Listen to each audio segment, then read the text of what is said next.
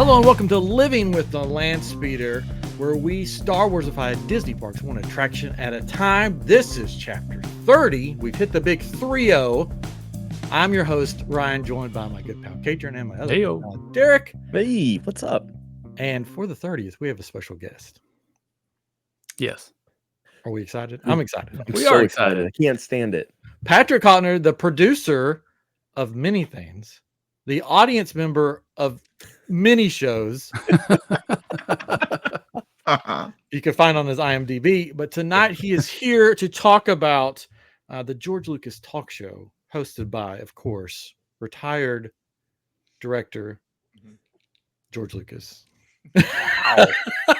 Thank you guys for having me. So psyched to be here. Thank you.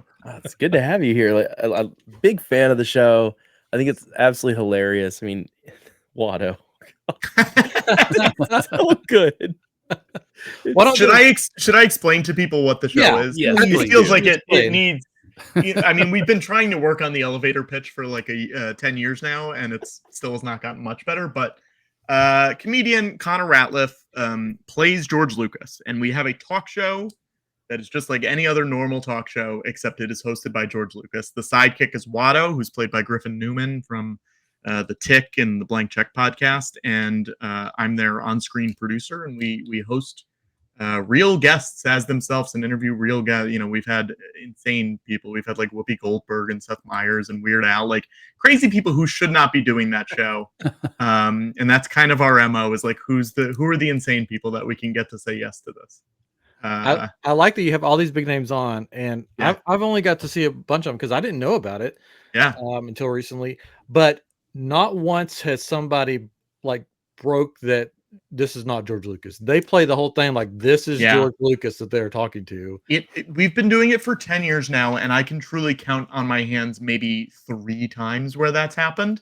And it's one of those things where we like tell the guests, we say, don't do this, because the people who are coming to the show are like, they're of course happy to see you, but they're also like here for the show. They're buying into the conceit. So if you ruin that conceit, you're going to be persona non grata, and we don't want that for you.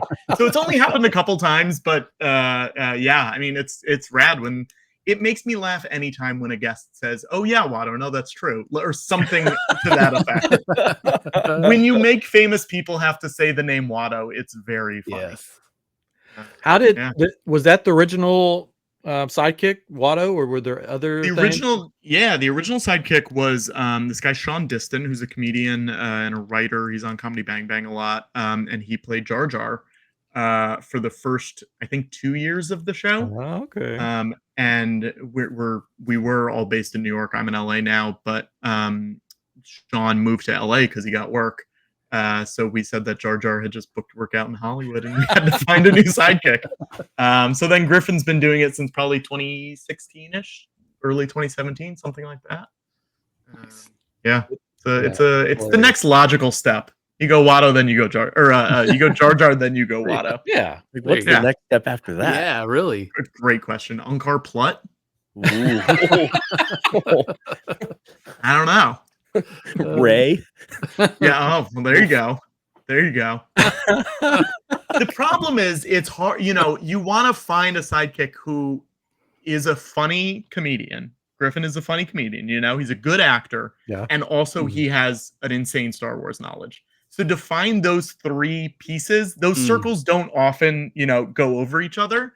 So it's rare that you can find someone. So we're lucky that Griffin, showed up. But it's been fun. Do you have a dream guest that you haven't had on yet that you want on? Gosh, I mean, my dream guests are probably not the dream guests that the other 2 guys have. My number one dream guest, and there's no real reason for this, is character actress Carol Kane. I really want Carol Kane on the show. I really want I want Frank Oz on the show. I don't think it'll ever happen. I want Michael Emerson from Lost on the show. And who's my last one? I have one other one that I always say, and I can't remember who it is. Those are like the big 3. Mm-hmm. We like talking to like character actors because it's rare that we actually talk to someone about Star Wars, which is kind of weird. We're like, no, tell us about this one movie you made in 1978. Like what was going on there? What was this guy like? But through this weird veil of it's George Lucas asking you this question. Right. So I feel like my guests are not always the ones that people expect. You know? Does George Lucas know about the George Lucas talk show? So people, we don't have the official word that he knows. We know that people in his orbit know. We've asked, we've done San Francisco Sketch Fest a few times, which is a comedy festival in San Francisco. And obviously, he spends a lot of time up there, but he's not up there full time anymore. So we've asked the last 2 times that we've gone up, and both times we've gotten answers from his direct PR people, like the Skywalker Ranch publicity people, that were both like, we talked about this. And we want to be clear that we actually talked about this. Like, so we don't know what level it's gone up to, but they're always very nice. And they're always like, we hope you have a great show. We hope you and Griffin and Connor, like, they're naming very specific things about the show. And they say, and please keep asking. Don't stop asking. So, it's going to happen. Yeah. Last time we did a show in January there, and they said he couldn't do it. And we were like, okay, yeah, that makes sense. And then we did the show. And the next day, all 3 of us were getting multiple texts because the night before, he had hosted a fundraiser at his Bel Air mansion for Joe Biden, and Joe Biden was there. Wow. And we were like, that's the best excuse anyone has ever had for not doing the show. You guys put that into an episode. Yes. Yeah. You're like, the president came over to my house. Yes. It's the perfect excuse. It was so good. Yeah. I was like, looking it up after that, like, wait, oh my god, it's like a real thing. Yeah, y'all play into it so well, and I love that he doesn't wear the typical George Lucas flannel. It's Howard the Duck, jacket, and shorts, and it's so hilarious. The shorts happened. He was not a shorts guy pre-COVID. It was a live show in New York pre-COVID, a monthly live show. And then during lockdown, we would do weekly live streams over Twitch and stuff. Mm-hmm. And he got stuck at his parents' in Missouri. And he would do the show from their porch, but it was like 90 degrees out there. So then George became a shorts guy, and he has not gone back since. It's so also, you're on here to talk about something very cool, very important. It's the new documentary. Yeah. All about Connor Ratliff, his story and how this George Lucas thing came to be. Is that correct? Yeah. So these guys, these 2 filmmakers, Ryan Jacoby and Marsh Chamberlain, came to us at the end of 2018. It's been like 5.5 years at this point, which is crazy. And they said they wanted to just film a show. They said, we just want to film a show so you have like a nice high quality version of the show. This was before it was streaming or anything. So most people had not, if you didn't live in New York, it was very hard to see it. It went through this process where they wanted to film like a fake behind the scenes, sort of 30 Rock, Larry Sanders-esque, like this is actually George Lucas making the show. And we were like, that's too much work. It's going to be exhausting. Little did we know that almost 6 years later, I would still be here talking about this. But we said you could do like a real, short behind the scenes thing that actually shows what goes into making it. And they said, yeah, that sounds great. And then they shot for 1.5 years. And we said, you guys have way too much footage to make this into a 20-minute short. Like, it will feel like a waste of time if that's all this becomes. So then they shot a little bit more after lockdown to include some of the COVID live stream stuff. And now it's a feature about Connor and about the show. And it's really fun. And it's something that I think if you're a fan of the show or if you've literally never heard of it, it works for either way. And it's, it's a nice thing about like the creative process, but also like what goes into making a live show in New York when none of you were like that famous, and how much stress that is, and but also how much fun that is if you're doing it with your friends. So it's a fun doc, and it's on VOD now, and people can watch it, and it's really it's something special, and it's cool that it exists, and it's a cool piece of like time capsule history for New York comedy, because that doesn't exist in the same way that it does now post lockdown. That's cool. Yeah, I haven't got to watch it yet. I plan on it. Yeah. It's on the schedule to watch it. But he even goes like back home and it dives into his like life growing up and his childhood, and you meet his parents, and that's kind of one of my favorite parts of the doc, just because like A, I'm not a part of it, which is great. And B, you get to see like why he is the way he is, and like you meet his dad, and his dad has all these like very weird like life parallels to him. Like when he's telling his life story, you're like, oh, that's exactly the same thing as Connor. And just like seeing why he is, the guy that he is, and that he's, been a Star Wars guy since he was a child. And, it's fascinating. And it really like, he's a guy that I've known for almost 15 years at this point. And like, I learned a lot of stuff about him just by watching this doc and by being a part of making it. It was cool.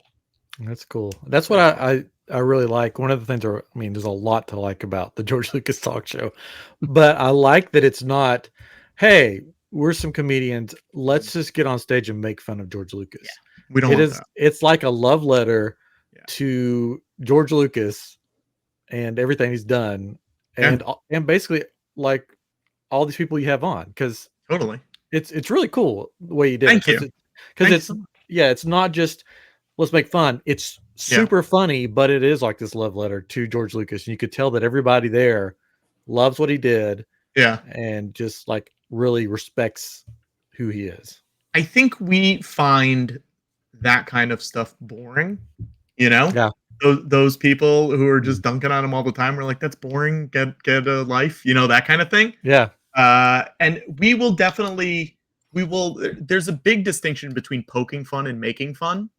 And I think there are things that we will poke fun at because it's fun to do that, but you're not saying that this is bad. Like you could say whatever you want to say about Howard the Duck, but it did do like 10 things that changed the industry, and it's the first Marvel movie. Like there's so many things that were like ahead of its time. And that's with almost every project that guy did, it changed the industry in so many different ways. So like, we love the guy, and it's all out of a place of love. And I think that's very important to keeping this going, because I think had we been, oh, this guy sucks, he made bad movies, blah, blah, blah, blah, blah, which we don't believe, we would have been bored with it in the first 6 months of doing it, and now we're going on 10 and a half years, which is crazy. That is so cool. Yeah, I'm just impressed by like your guest list. And I think you talked about it a little bit, but like the comedians that you've had on there, like my favorite, Patton Oswalt, like, oh yeah, and he's hilarious. Like, I love the Dollop, and they have him on or had him on the Dollop all the time. Yeah, and so when you did Life Day with it was fantastic. Yeah, I mean, my day job is I'm a talent booker for a lot of stuff, a lot of live shows and podcasts and TV shows, and whoever will pay me. So it's one of these things where like I will meet someone at a different show, or Connor will meet someone acting on a project, or Griffin knows somebody, like we all run in this entertainment circle in different aspects. Griffin's primarily a podcaster, Connor's primarily an actor, I'm primarily a producer, casting, booking, whatever person. So like we meet all these people, and when you work with someone on a project, you can sort of suss out, will this person be fun on the Lucas show? And that's kind of always my ulterior motive when I meet someone, where I'm like, this is great that you're doing this other show, but I think you would also be good on this weirder show that I do. So yeah, I mean, people like Patton and Connor and Griffin are both, they work a lot, and they've worked on a lot of cool things. So people are excited to do things with them. Connor had this podcast called Dead Eyes about how he, when he was 20 or something like that, got hired for Band of Brothers, the miniseries in the early 2000s, and he was supposed to be in the episode that Tom Hanks directed, and then the day before he was supposed to shoot, he got fired because Tom Hanks watched his audition tape and thought that he had dead eyes. So this podcast like gained a lot of notoriety because he did it where he was like talking to a lot of people about their career setbacks and disappointments that they had, and eventually he had Tom Hanks on. So like all these people were like listening to this podcast who were in the industry, and the last like 2 years, a lot of our bigger guests have been like, yes, I will do it because I love Dead Eyes, which is great. Cool. Very cool. This is this sort of like weird side project that it feeds off all of our main money-making projects, Yeah. Nice. Great way. You've also had people on that were character actors or droids or something from the Disney Star Wars movies. And it's been interesting to watch. I know he's not George Lucas, but George Lucas interviewing people from Disney Star Wars. Yeah. And the back and forth has been pretty hilarious. Well, I mean, our George, and maybe real George, I don't know. He always says it's all fan fiction. He's like, it's not real. That's all. Those were the stories they made up. They're not real. But even the Disney stuff, there's a lot of people online. I don't know if you guys have heard who are angry about that stuff. No. Again, and look, I don't know what any of you feel about anything. I'm not going to ask. I don't care. But it's boring to us again. You know, Sure. that kind of stuff is boring. And like, I don't find it interesting at all. So we will have those people on. And George may be a little dismissive of it. But also at the same time, we walk that fine line of being like, it's fan fiction, but it's fun.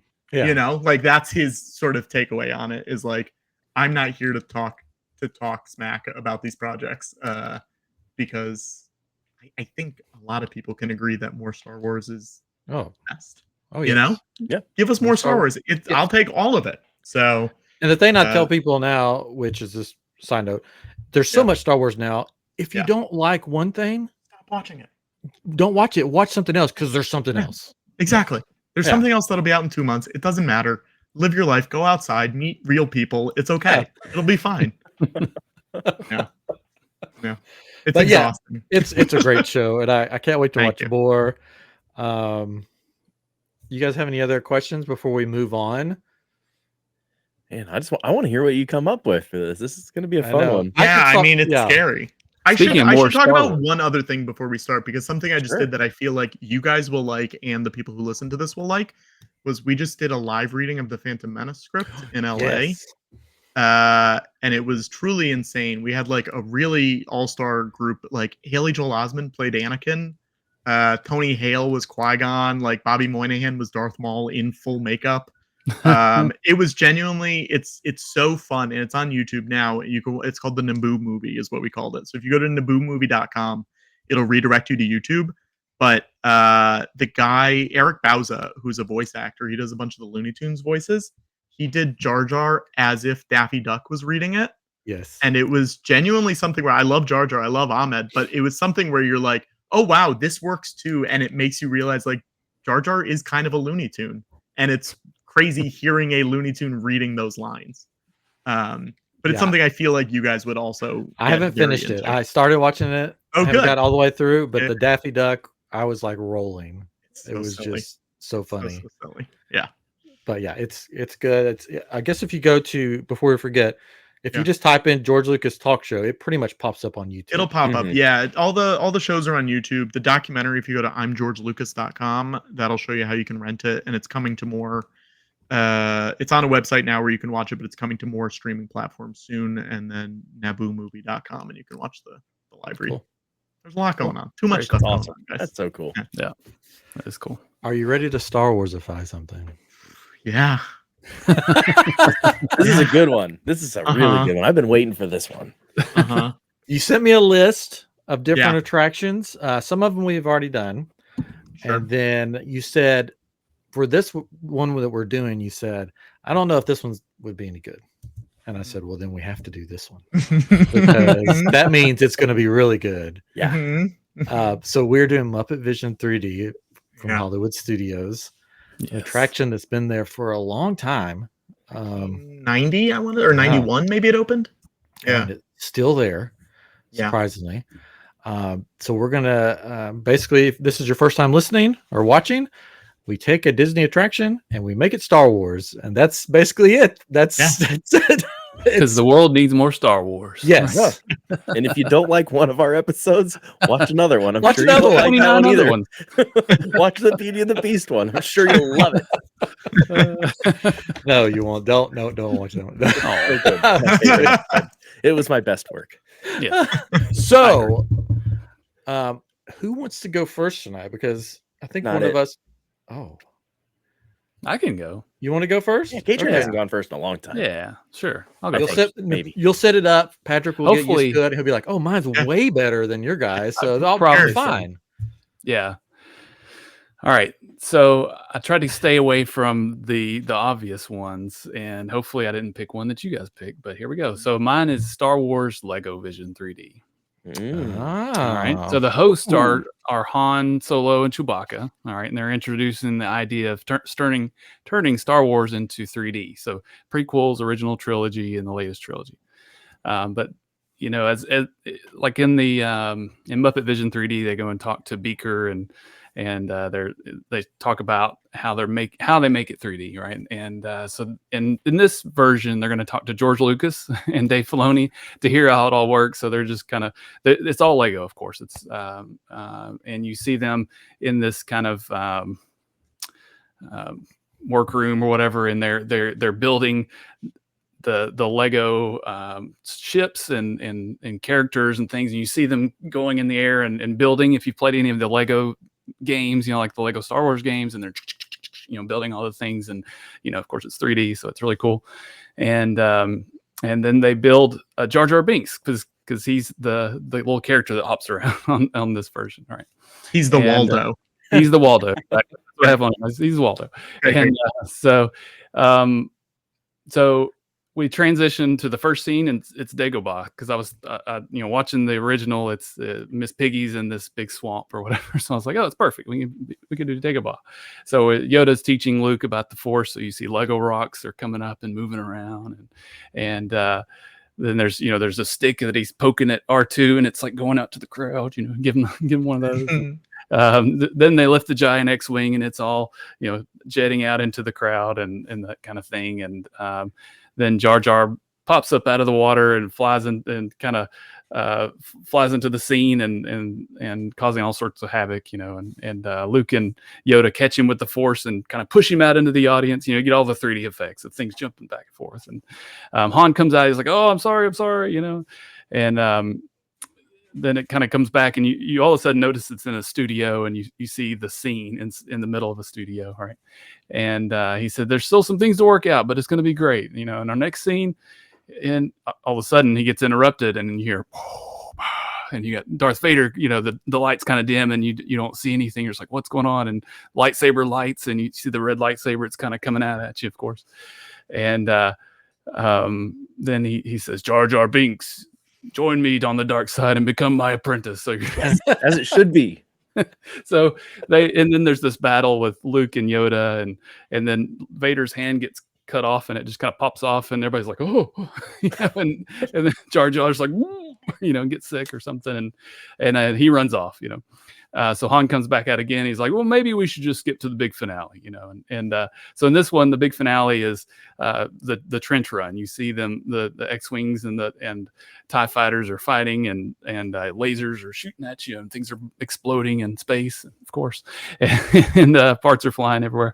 And then it jumps into the trench run, and you go and explodes the Death Star, and it's this big, massive explosion, and it's pretty glorious. So that's the main part of it. Maybe at the end they go to the scene where they're getting the medals, and Chewbacca gets the medal this time in the scene. So it's pretty great.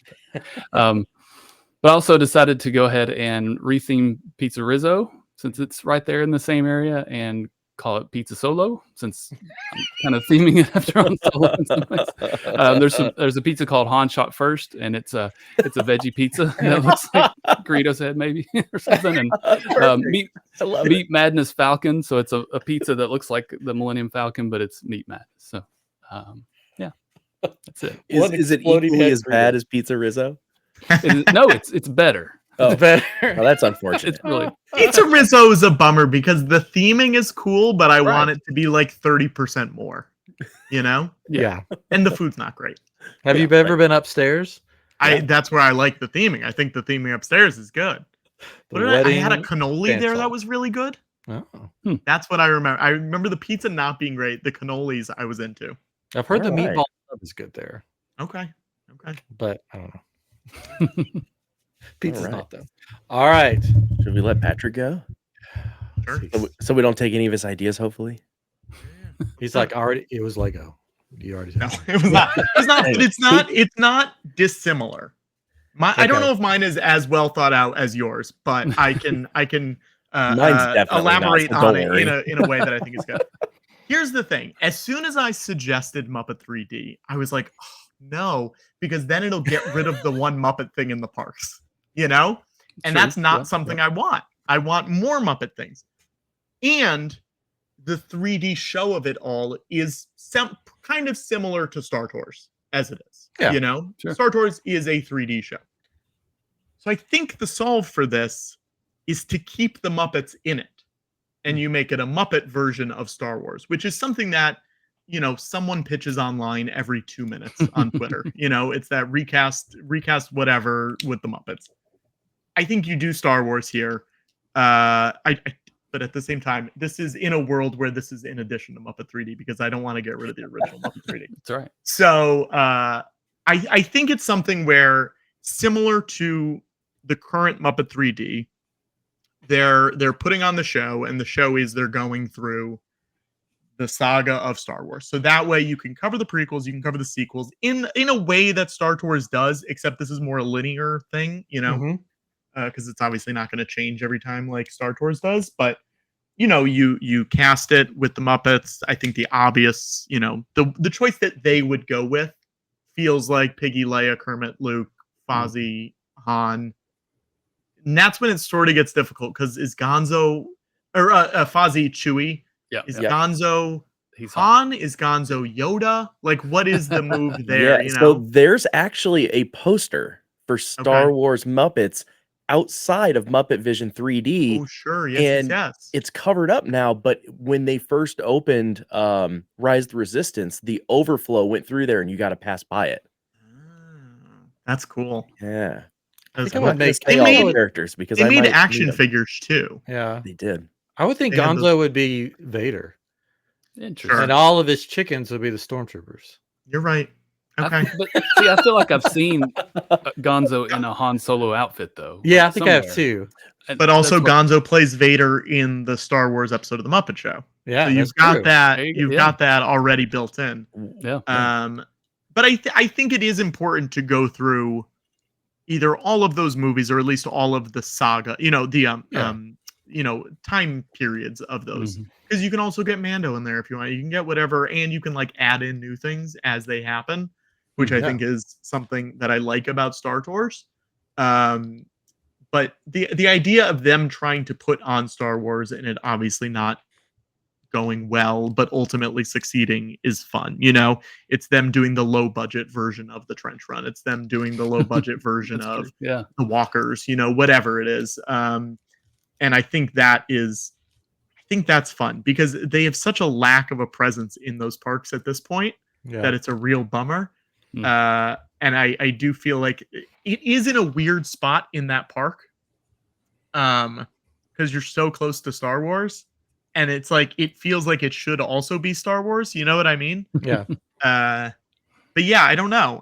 What would you guys do in that scenario? What would you add into that? I'll tell you in a minute. Whoa, okay. Okay. There you go.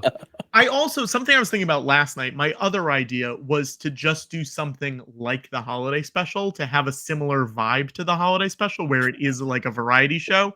It's sort of like a Fill Our Magic a little bit, you know, where it's like we're having songs, we're doing bits, stuff like that. And is it old Luke hosting? That's fun. You know, like old Mark Hamill doing it as a ghost or whatever.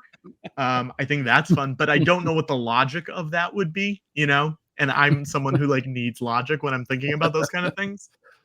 So I don't know. I'm very curious to hear your take on specifics for what you would do, though. Well, then take it away, Derek. All right, I will go. Yeah, let's do it. So I also wanted to keep it Muppet Star Wars. Oh wait, sorry. And Pizza Rizzo is Dexter's Diner. I'm so sorry. Yes, I should have mentioned that earlier. I'm so sorry. Dexter's Diner is a thing that we always try to squeeze in somewhere. Yeah, of course. We haven't had it in a while. That's but I'm still holding my Dexter's Diner card. So I want a real life Dexter's Diner. Yeah. Oh yeah, for real. Absolutely.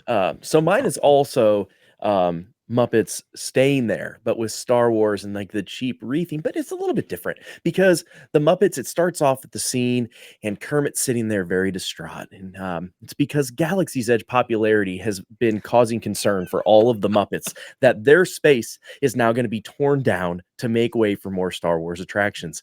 And they're really nervous. So Kermit says, I remember when everything was much more simple. And Fozzie comes in and says, yeah, but that was a long time ago in a nursery far away. Waka waka. And we cutscene to the Muppet Babies Star Wars special. And love it. there it is with all of your favorite characters. So when you were asking about the characters, There's Kermit Skyhopper, Princess Piggy, and Woobaka the Cookie. Scooter is Scooter 2, D2. Skeeter plays Skeeter 3PO. Rolf is Obi Rolf Kenobi. And Animal plays Animal Vader, and Gonzo is Gonzolo. And they have to Kermit Skyhopper has to save the beautiful Princess Piggy from the Death Tomato. And so he goes on there, and of course, Princess Piggy falls in love with Kermit Skyhopper, keeping that whole lore of loving your sister really strong. But then out of nowhere, as there's like no hope left, Princess Piggy randomly just goes, "There's Han Solo, my new love." And he zooms in, and it's Gon Solo. And the Death Star starts getting ready to shoot, or the Death Tomato starts getting ready to shoot out a bunch of tomatoes out into the crowd. And you're getting that. And just as the Death Tomato blows up, instead of Sweetums coming running out, you have Nanny's giant legs. Wow. Oh, wow. Yes. So that's my fantastic, ridiculous. I loved that episode of Muppet Babies. So now, Derek, are these physical Muppet? Are these puppets? Are these 2D animation? Are these 3D animation? Because they did do a 3D animation Muppet Babies. So yeah, so I'm curious what we're doing here. I'm glad you asked, because I think it would start off with the real Muppets. Sure. And then it would like kind of go back and forth, and maybe even like, because in the episode you'll see the Muppet Babies are watching a TV. Like Nanny had rented a video camera, and they made a movie, and they were like doing a drive-in. So I think it'd be really funny if like they're having these reminiscing of this time when they made the movie, and it goes back to the regular Muppets and then back into the Muppet Babies cartoon, and maybe even some of the 3D type looking stuff. Okay. And then you know, Pizza Rizzo is just going to be I wanted to keep it with the Muppet theme, and of course, you know, the most famous Muppet in Star Wars is Yoda. And so it's going to be Yoda's Dagobah Diner. There we go. Nice. And that's you know, it's just themed like Dagobah. All the food is pretty terrible. Just keeping it right on par with where we're at now. A lot of hot soup. That's mostly what it is. In the nice Florida sun. Yeah, some force fries and you know, that kind of thing. I just have a quick question. Oh gosh. Nanny's legs. Yeah. They're gonna be real life, right? Like people in costume legs, or how? No, how is this I gonna want work? ginormous legs, because you never even see like you don't see Nanny from the hips up. Yeah. So I mean, I want it to come down from the ceiling. Really like, coming in. Come down from the ceiling. Yeah, like the spiders. Because I love when little kids get scared. It's my favorite thing in the world. And if Tough to Be a Bug is going away, and those little kids can't get terrified from something dropping, I want giant Nanny legs to bring them out. Okay, that works for me. Yeah, very good. There you go. All right, first I would like to make a formal apology to our listeners and to Patrick for what's about to happen. Oh no. With mine. Oh boy. Usually I'm very detailed. I have it very laid out, and I'm very serious about this. Oh no. I don't know why. Tonight I decided to go a different direction and not be so serious. I guess I'll just go ahead and do it. Yes, please. Will be, if you have not, if you're not familiar with the George Lucas talk show, there may be some inside jokes that you won't get if you're listening. Okay. All right. And it's okay, because it's for Patrick. It is for George. That's so sweet. So good. Okay, we said Muppet Vision 3D, and I was like, you know what? I don't want to just do that. I want to do the Muppet Courtyard and everything that encompasses the Muppet Courtyard. So I'm going to go as fast as I possibly can. So normally he goes very detailed, and tonight he is still going. But they're not that detailed. So this is now going to be the Lucas Courtyard, and then where the Miss Piggy fountain is now going to be the George Lucas Yoda partner statue fountain. Where he's pointing off into the distance, and they greet you as you walk in. So it's just going to be like the partner statue with Walt and Mickey, but it's going to be George and Yoda, of course, right there. To your left, we'll start with the Pizzerizzo, and we're going to make a big circle around to MuppetVision. It's now going to be the George Lucas food court. This is going to, once you're inside, there's only going to be a couple of options. There's going to be Panda Express. There's going to be a Alaskan king crab cocktail cart, because that's one of George Lucas's favorite meals. Is that true? Yes. As told by his personal chef on an Australian news show. Wow. Why I know that, I have no idea. I love that. Star Wars, yes. And then, of course, just cans of Diet Coke. Not fountain drink, not bottles, just cans of Diet Coke. So you have your Panda Express, you have your King Crab cocktail cart, and Diet Coke, and that's the food court. It's all of George Lucas's favorites. Once you exit the food court after you've had your Panda Express, if you don't know about Panda Express, he was seen in an Australian food court eating Panda Express and drinking a Diet Coke by himself alone in a random mall. Do we know why he was in Australia? There's been like, because he can. There's been like rumors, but nobody knows for sure. Okay. All right. Yeah. I don't know. All right. So once you leave there, the next thing on your roundabout is going to be the old Christmas shop that was there. And this is now going to be the Star Wars Holiday Special shop, where you can get all your Star Wars Holiday Special memorabilia. So that's just there. It's, if you want it, it's there. If you don't like it, you can move on, because there is another restaurant in this little area, Mama Melrose. It's now going to become Papa Lucas's Restaurante Italiano. And the inside is going to be designed to look like Lucas's restored 16th century Italian convent that he bought and restored in Italy for some reason. I think he spent like $9 million to restore convent into his Italian home that includes a spa and a movie theater. Of course. We all do that. Whatever you want to do, man. Yeah. Live your life. Yeah, which is funny. If you go to Mama Melrose, in the back is an Italian Star Wars poster. Yeah. Wow. It's back there. I don't know why. It's just on the wall. I have an Italian Ewoks poster on my wall that I got during COVID. Sorry to interrupt. No, that's good. I ordered it on eBay during lockdown, and I said, "Oh, this is cool. This will be a nice normal-sized poster." And then it got there, and I realized I did the size conversions wrong, and it is over 6 feet tall. I got it framed in. It truly takes up my entire walkway to get into my apartment. That's so cool. It's a Drew Struzan Caravan of Courage poster. That's nice. That's so cool. Yeah. Well, there's going to be more inside jokes then that I didn't know about, because something is coming up later. Okay, so the centerpiece right now, stage one, company store is there. It hasn't been used in years. It's been used for special like events and stuff. Like during May the 4th, you can go buy stuff in there. We're going to pretend this is a huge building because it's not that huge, but we're going to pretend because this is a podcast. It's going to be home to the long-awaited Lucas Museum of Narrative Art.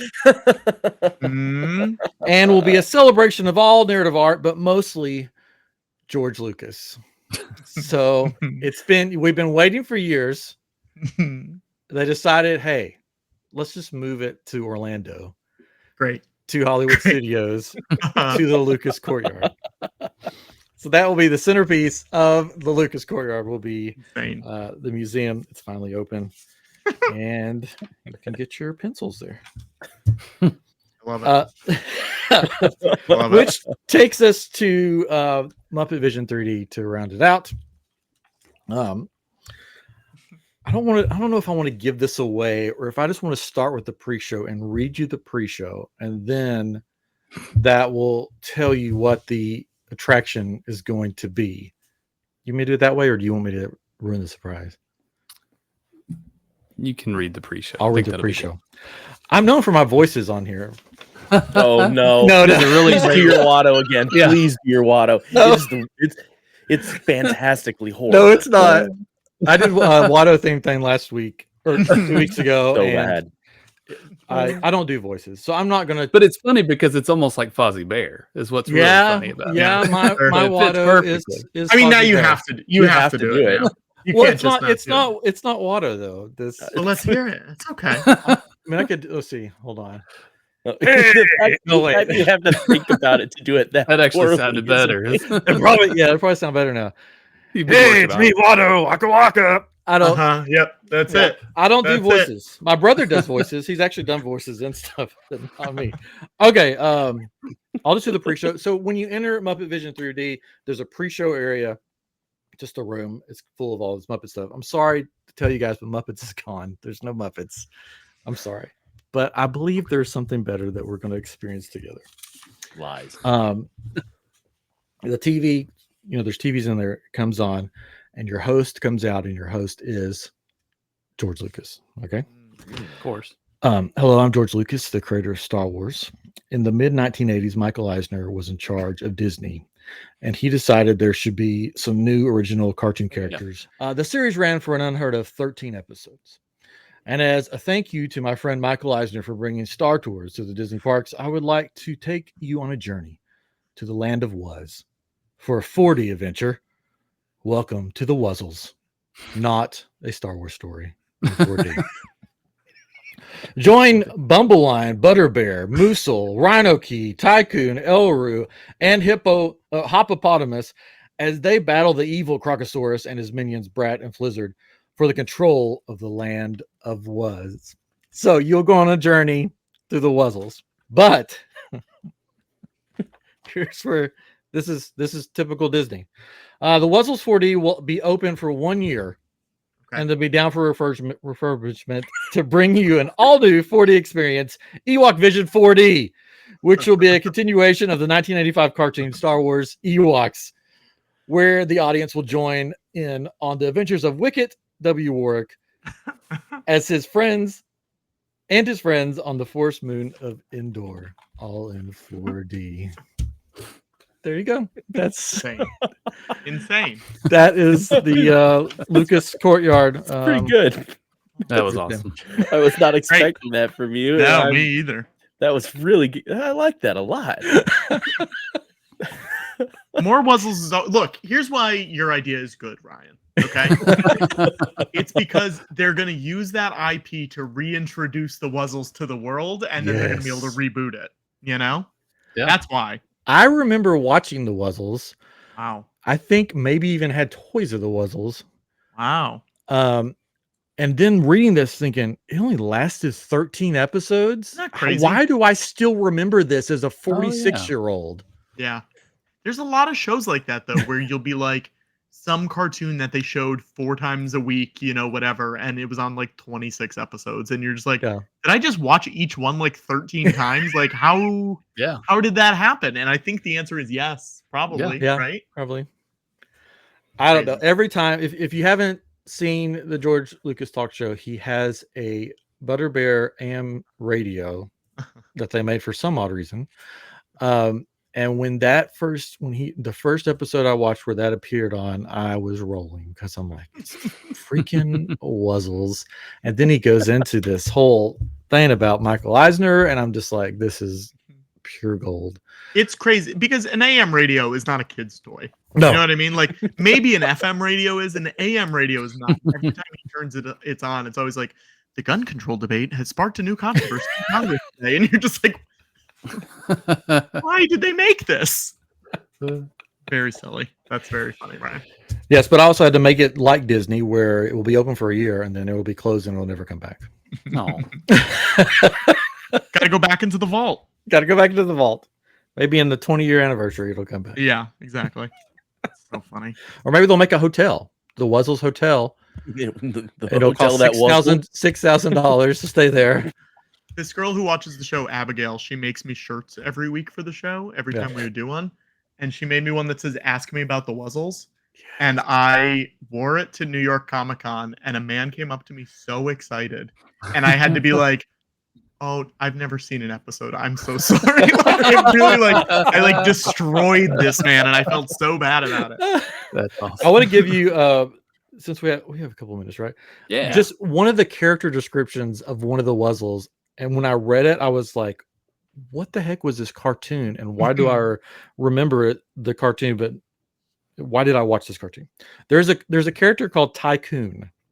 Now in the Wuzzles, the animals are more than one animals that have been I figured it out. Dr. Monroe or something island or something. So there's a tiger and a raccoon. Yes, it is a tiger and a raccoon. I'm pretty sure. Yes, half tiger and half raccoon.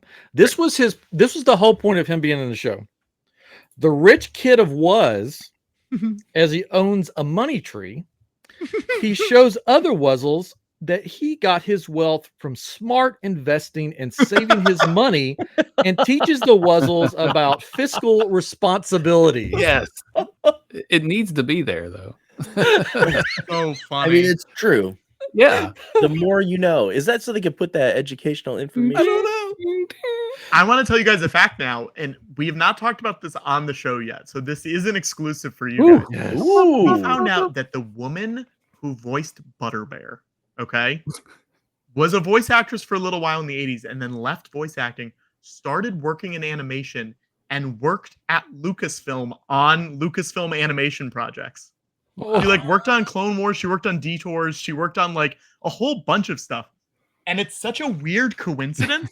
You know what I mean? Yeah. Because also we talk about Star Wars Detours. Do you guys know about Star Wars Detours? Oh yeah. Okay, great. We talk about Detours constantly. And just the fact that those two things are connected, even though they have no connection in the real world outside of our twisted reality, is so strange. We have not talked about that yet, but I want to get her on the show. The Her goal name is is to get her on. Kathleen Hepley Shipley. Yeah. Yeah. We'll get her on at some point. Her other name is Bear Girl. Good. Good nickname. I was really nervous of where you were going to say she ended up. I was like, she's in the gutter. Because I have watched your show. I know this is a family-friendly stream. I know. I mean, for them, I don't have kids. So I'm kind of meh. Whose family? Well, I hope Patrick, you like that. That was I loved it. A note to the George Lucas. I would switch Yoda and the Fountain out for Howard. That would be my personal switch. I like it. But that's just me. I like it. I was just thinking Yoda because there is the Yoda fountain. Yes. Right. And I was like, that makes sense. Yeah. Howard the Duck. Anytime we can get more Howard the Duck, I'm on board with that. Agreed. Also, if anyone is listening to this and wants to make fan art of a fountain of George Lucas holding Howard the Duck's hand, I really like that. Oh, let's get on some AI. I bet I could do that. Yeah. Let's work on that. Hold on. I'm going to do it right now. Why not? No. Had other guests jump on AI in the middle of the episode. I'm trying to think, you guys. So that's we had basically 4 different ideas. 2 of them included Muppets, but they were totally different ideas. Yeah. Again, successful. Yeah. In the 30 episodes, what do you guys think is objectively the best idea that you've had? Oh, Katrin. Yes. Carousel of Progress. Yep. Katrin did Carousel of Progress, and it was taking the actual story of Carousel of Progress with the characters that are in it, but it is the it starts with the earliest Star Wars video game and goes all the way to the future. The current, what the current and then the future of what could be, right? I wrote a script for the show, and you had all these voices, and it was a lot of fun to do. That's amazing. That's definitely somebody made a comment when we were at the Comic Palooza, right? And he came up and said, that was a really cool perspective of somebody that maybe is a bystander of Star Wars, or maybe they're not, deep into it, but they watch it, and that's kind of maybe a lot of people that go to Disney World, right? They're into, they like Star Wars and they like playing the video games, and they know a little bit about it because it kind of makes jokes about things that happen in Star Wars and the video games. So, but yeah, that was probably my favorite one that I've done. But I think it's the best one in my opinion. Minus my Beauty and the Beast. No. Now early on. What's the worst? Beauty and the Beast. What is the Beauty and the Beast idea? I don't know. Ahead, Derek. I don't know if I drank cough syrup or what happened. It's the show I just absolutely despise, and I just wanted to make it just as bad as it already is. And I don't despise Beauty and the Beast. It's the show at Hollywood Studios. I don't like. Shmi was Married to who? Huh? Who's Shmi married to? Go ahead. Was it Jabba? Is that what they did? No. I don't even remember. Watto? I don't No. remember. You really don't remember? I don't remember. Shmi is married to it was either a Wampa. Oh, that's what it was. I think it was a Wampa. Right. It was a Wampa. Yeah. You're right. It was so bad. And it just kept getting worse. The best part of that episode was that before we started recording, Derek was like, I'm so excited about this. I'm gonna go last. I'm pumped. And we're like, this is gonna be good. This is gonna make the best. I was like trying to really sell. And then Shmi marries a Wampa, and we're like, what is happening? Wait, this is the ride that you're retheming? No, the show. The attraction. The Beauty and the Beast. Okay. The stage show.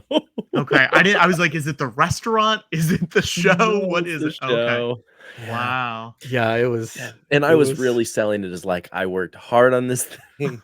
It was. But we've had a bunch. We've had a bunch of fun ones. When we had James Earl Taylor on, we found out that he is the voice of the skull on Pirates of the Caribbean, and that's why he wanted to do Pirates of the Caribbean. Huh. So that was interesting to see. Yeah. Like he's part of the ride. He's like, I want to retheme it. Yeah. And he's also the voice of Lieutenant Beck on Rise of Resistance. Yeah. A king. Lieutenant Beck, our king. We stand a legend. Yes. Give me the Black Series. Where's the dang Black Series? Come on. Right. Oh. Yeah. Like him in the ship? Like him in the escape pod? Yeah. I want that. that. All right.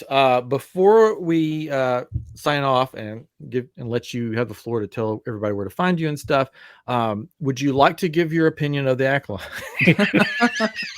I'm just kidding. I'll give it. I'll give it. Go.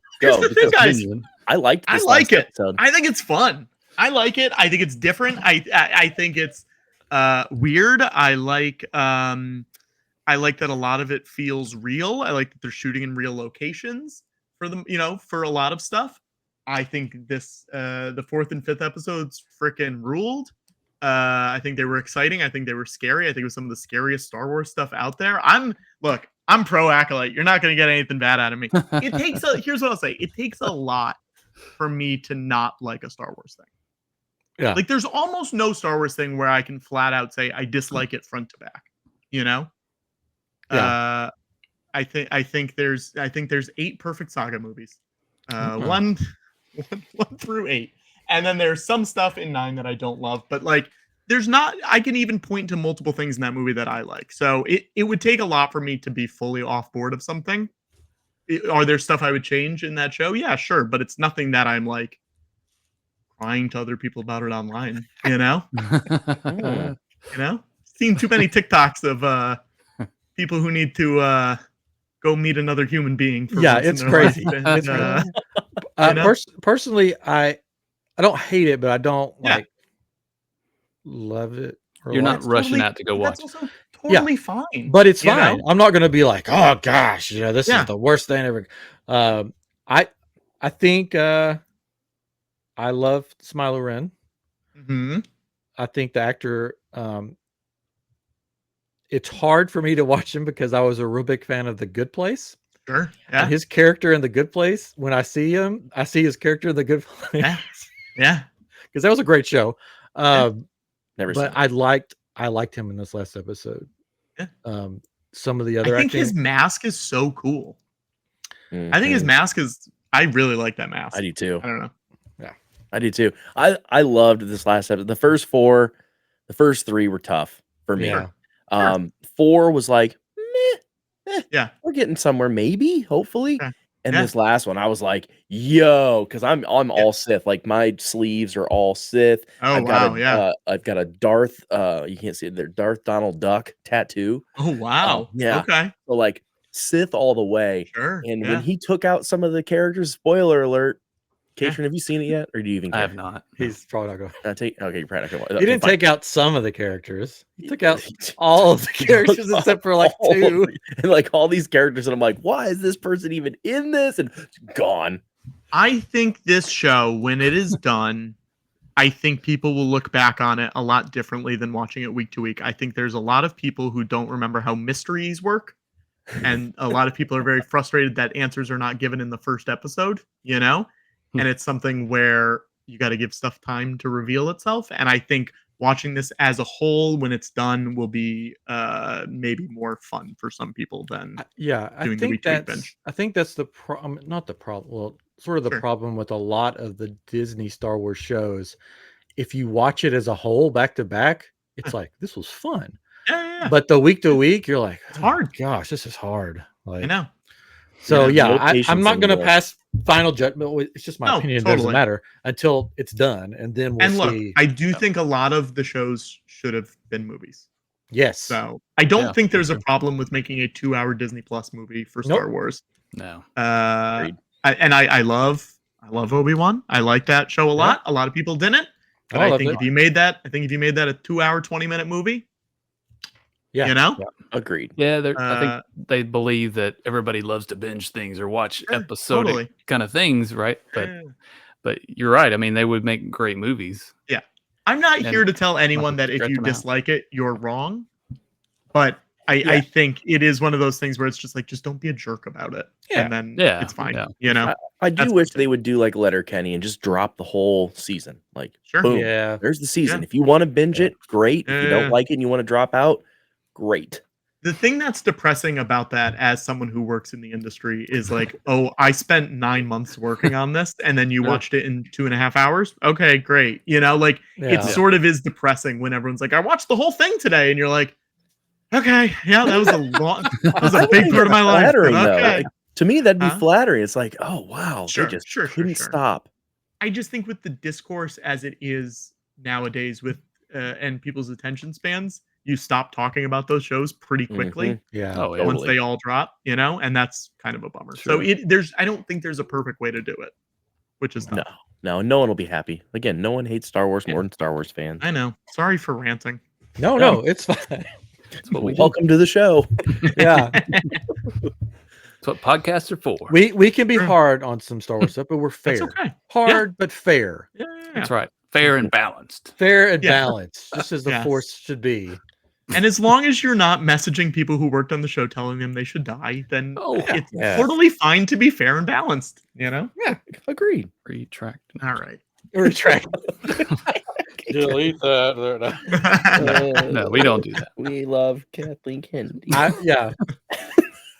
I really, spoilers for Katrin, I don't think it's fine. He likes spoilers. I really hope they go with the Knights of Ren stuff. Mm-hmm. Yeah, I think it would be cool. That would be so cool. I think it would be really cool. Yeah, I hope they do. It seems like they might be leaning that way, but I don't know. Yeah. I would love just a Knights of Ren show. Just give me a Knights of Ren show. Mm-hmm. Let them do something. Yeah. Let them do anything. Yeah, let them do anything, please. Not just walk by. Yeah. Anyways, Patrick, thank you for being on. Where can people find you? Or maybe you don't want people to find you. It's pretty easy to find them. Yeah, I was gonna say I'm maybe too public. Again, let's rehash everything. Here we go. Yeah. George Lucas Talk Show is all on YouTube. You can find hundreds of hours of content there. It's overwhelming, but if you find a guest that you like, that's an easy way to watch. Ryan, you're talking about The Good Place. Darcy Carden's been on like 10 times. Cool. Janet herself, one of the best. I'm George Lucas, a Connor Ratliff Story. The documentary about Connor and the show is I'mGeorgeLucas.com. The Naboo movie is NabooMovie.com. That's the Phantom Menace reading. You can find me on Twitter at Patrick Cotnoir, on Instagram at Cotnoir, and my website's PatrickCotnoir.com, and that's got all the info about everything. Sweet. Don't add me on LinkedIn. Hey, I turned my LinkedIn off. I had a guy message me today saying, Patrick, if you're worried about light pollution as much as I am, we should connect. And I said, I don't even know what that means. And I messaged him back, I am not worried about that. And then I said no. So please don't add me on LinkedIn. Does he mean like just a little bit of pollution, or like light? I believe he means light. As in like street lights. Yeah. Worried about just a little bit of pollution. A little bit of pollution. I think you and I hit it off. Oh man, the big pollution. I don't care about it at all. It's a little light pollution. Really gets under my skin. Well, Patrick, thank you thank you guys for having me. This was very fun. That was great. If you ever need anything from us, let us know. If you need us to come sit in the audience at George Lucas talk show so we could put it on IMDb, we would love to do that. Well, here's another thing I'll say. If anyone is in the LA area in August, this has not been announced yet. But if you like the Naboo movie, I bet there's more things coming your way. Oh, cool. Very cool. Keep an eye out. Sweet. And it'll also be streaming, hypothetically, in this hypothetical situation that I'm talking about. That's awesome. Thank you, guys. Thank you. Thank you again. And thank you, listeners, watchers, for checking us out. Make sure you like, subscribe, all that fun stuff. If you like kyber crystals, make sure you check out I Am Geek Shop on Etsy for all your kyber crystal needs. I got to get that plug in there. And join us next week on I Am Geek, where we will be talking about something geeky. Maybe Star Wars. Who knows? We'll see you next time on Living with the Landspeeder. Bye-bye.